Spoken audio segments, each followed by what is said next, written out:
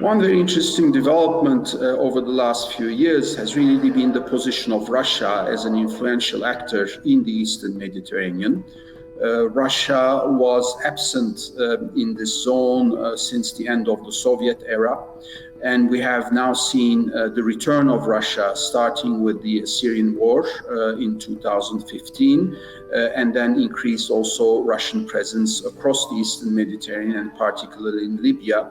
So we've tried to examine the drivers and the consequences of this Russian engagement.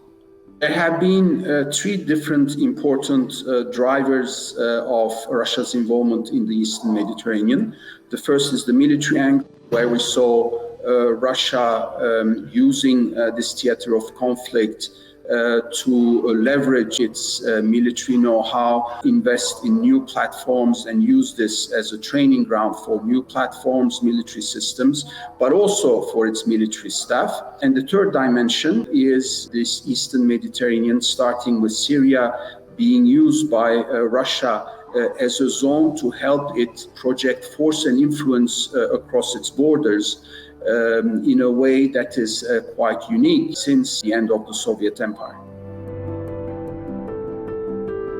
We have to forget about the dichotomy between the eastern flank and southern flank of the NATO alliance against the backdrop of Russian activities in Syria. There's one single, actually very important reason for that.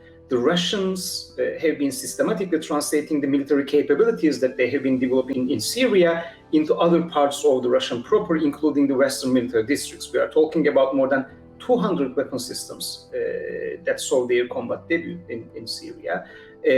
Operational level commanders and, more importantly, strategic level commanders, including the military district headquarters, had their combat tours in Syria. We see a pronounced Russian military activity in all spheres, ranging from naval activities, submarine warfare, to military police, to private military contractors in Syria. So I think this is an overall boost for Russian warfighting capabilities.